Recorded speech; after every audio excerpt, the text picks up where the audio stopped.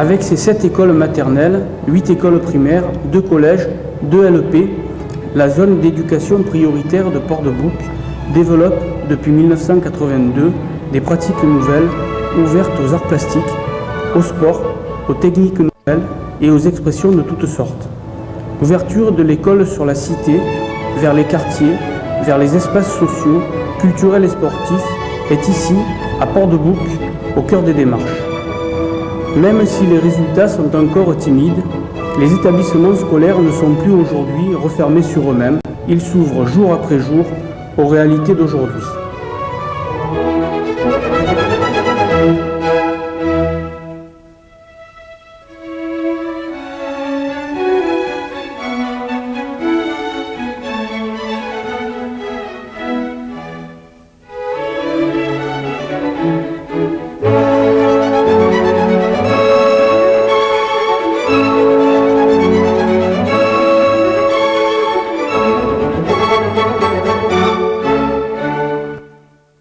La lecture et le livre sont pour les jeunes un des moyens de cette ouverture. Dans chaque école maternelle et primaire, les enfants accèdent à une bibliothèque centre documentaire, habituellement appelée BCD.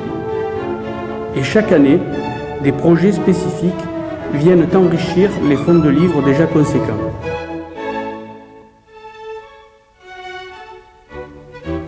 Dans le nombre de ces BCD, des animations conduites par les enseignants eux-mêmes, souvent aidés par des intervenants, permettent aux enfants de s'approprier les livres, de les aimer, de prendre du plaisir à leur lecture ou tout simplement d'y puiser de l'information.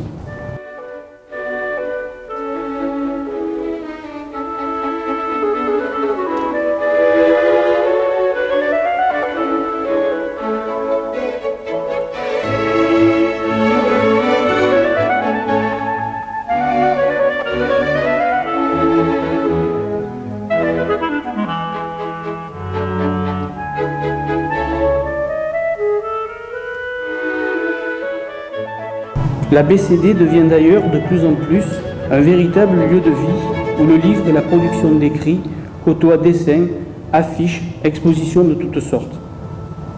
Dans les collèges et les LEP, les CDI, centres de documentation et d'information, jouent un peu le même rôle. Dans la diffusion de la lecture chez les jeunes, la médiathèque Boris Vian, en liaison avec les enseignants, joue un rôle essentiel. Cheville ouvrière du projet Ville Lecture, son personnel propose aux scolaires des animations, des visites régulières, du prêt de livres, mais aussi expérimente. Ainsi sont nées les classes Bibli, qui ont permis à des élèves de CM2 et de 6e de vivre une expérience unique dans leur scolarité. Avoir à leur disposition toute la médiathèque pour mieux apprendre, ailleurs et autrement qu'à l'école. Alors il y a l'atelier Lire mieux. Il s'agit à partir soit de l'ordinateur, soit d'un livret que nous avons choisi en fonction des difficultés de chaque enfant, de leur faire augmenter leur vitesse de lecture ou leur taux de compréhension. Avec l'atelier écrire, il s'agit de leur montrer qu'on écrit essentiellement pour communiquer et ils vont avec un intervenant écrire une enquête policière qui fera l'objet d'un livre. Dans l'atelier recherche documentaire, il s'agit de leur faire prendre conscience que, mais c'est effectivement d'abord se poser un certain nombre de questions avant d'aller se plonger dans les bouquins. C'est aussi à la médiathèque que nous devons la mise en place de formations en direction des animatrices de BCD ou des personnels de la petite enfance qui pourront aider au développement des pratiques de lecture chez les enfants et les tout-petits.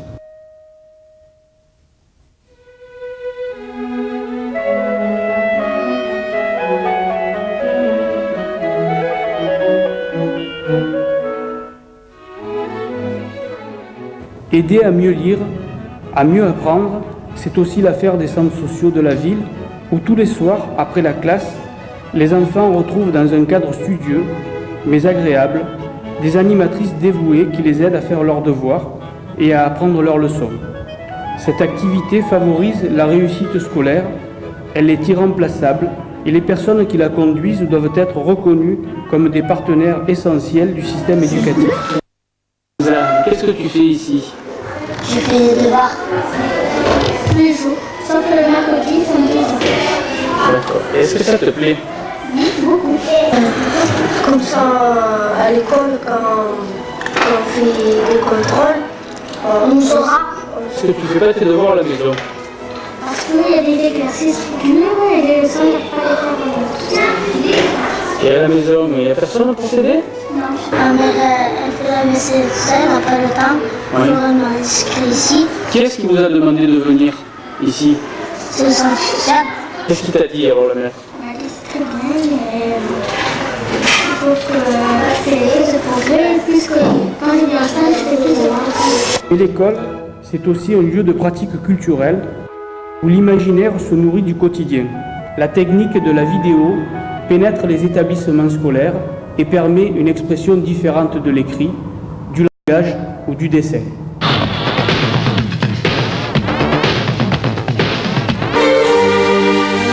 N'est-ce pas vous que j'appelais Xamarel? Bonjour. Bonjour les petits. Bonjour.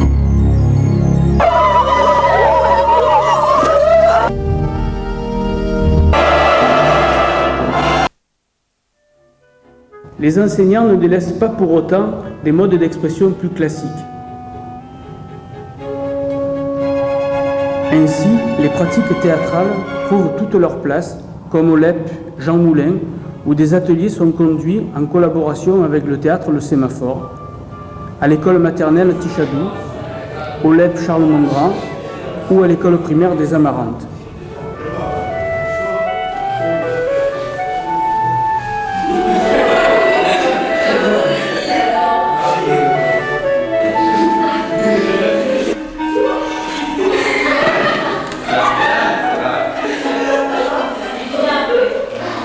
Le château Saint-Gobain, Francis et Régine sont dans la tête des scolaires de la ville intimement liés. Leur évocation est synonyme d'argile, de peinture, d'émaillage, de création de fresques murales. Voilà une dizaine d'années que Francis Olive et Régine Tissot, tous deux artistes peintres et sculpteurs, font vivre des ateliers d'art plastique et irriguent cette ville de leur dévouement au service des enfants et de l'art.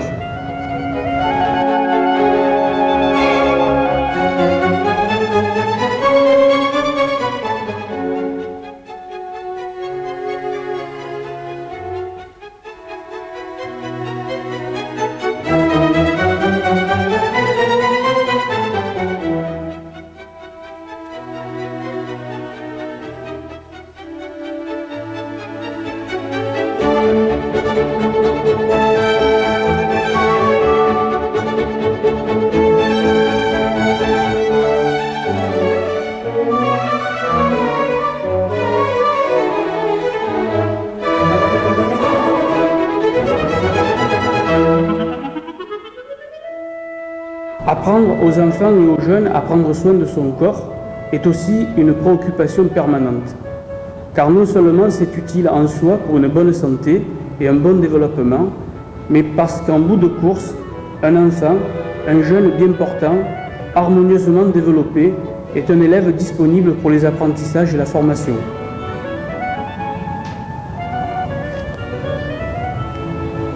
Le sport à l'école se développe pendant et hors temps scolaire, et une collaboration plus étroite entre établissements scolaires et clubs sportifs devrait très rapidement permettre une amélioration des pratiques sportives et une augmentation du nombre de licenciés dans les clubs.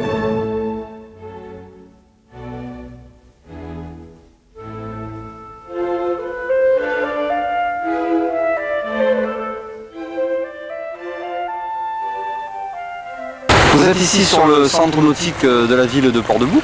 Nous y recevons les enfants pour faire de la voile. Nous recevons les enfants des écoles primaires. Ils font de l'optimiste. Cette année, nous recevons 11 classes. Une semaine d'automne, plus une seconde semaine au printemps. À la satisfaction générale, ça permet de faire 8 journées de voile sur l'ensemble de l'année. Et nous naviguons devant le centre, à 300 ou 400 mètres devant le centre. Nous avons une salle de classe où nous préparons nos cours, nous faisons les bilans. Et les enfants s'amusent, sont tous très contents. À la fin de cette semaine, ils savent naviguer au pré. Donc ils déterminent 3 ou 4 routes sur l'eau. Ils commencent à avoir conscience de la direction du vent. Et on arrive à les rendre presque autonomes avec un vent moyen. Au fil du temps, depuis 8 ans, là, on a des jeunes, on rencontre des jeunes de moins en moins excités. Moi, j'ai eu le sentiment qu'il y a une évolution positive.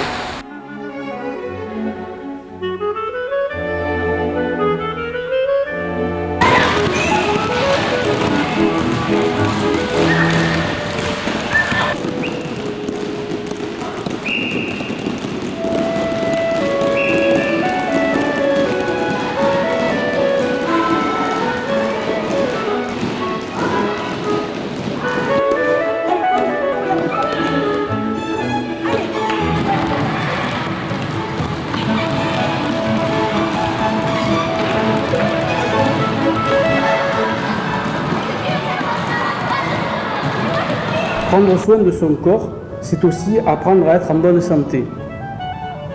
Savoir bien se nourrir, connaître les dangers de certains produits, tabac, alcool, drogue, avoir une bonne hygiène corporelle et bucco-dentaire, bien dormir.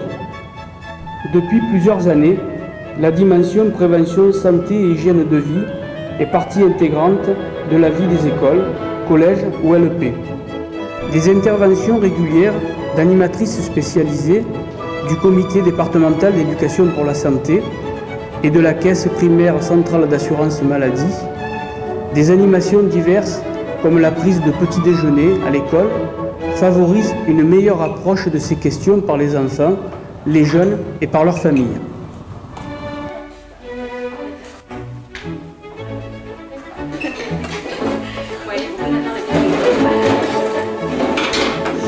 Alors sur votre table, vous avez des céréales, vous avez du pain, de la confiture.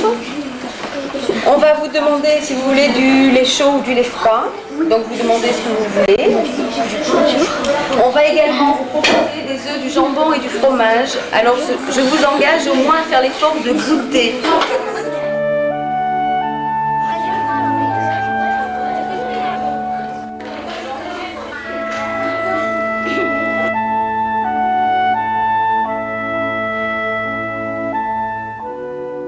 Les enfants, avec des textes qu'ils ont fait eux et qui formeront à la fin une page du journal, doivent faire cette mise en page en utilisant les différentes modifications qui sont à leur disposition. Donner le goût de lire, de produire des écrits, soutenir les jeunes en difficulté scolaire, former les adultes, développer la production de vidéos, créer par le théâtre, les arts plastiques, inciter à la pratique des sports, prendre soin de sa santé ou préparer les enfants et les jeunes à l'utilisation des technologies nouvelles, voilà des pratiques qui doivent faciliter la réussite des scolaires de Port-de-Bouc. Les acteurs de la ZEP, les enseignants en premier lieu, mais aussi les centres sociaux, la médiathèque, le cinéma Le Méliès, les clubs sportifs, le théâtre Le Sémaphore, la base nautique et tous les espaces socio-culturels ne perdent pas de vue ces objectifs et se donnent les moyens chaque jour d'améliorer leur collaboration au service des jeunes et des enfants de la ville.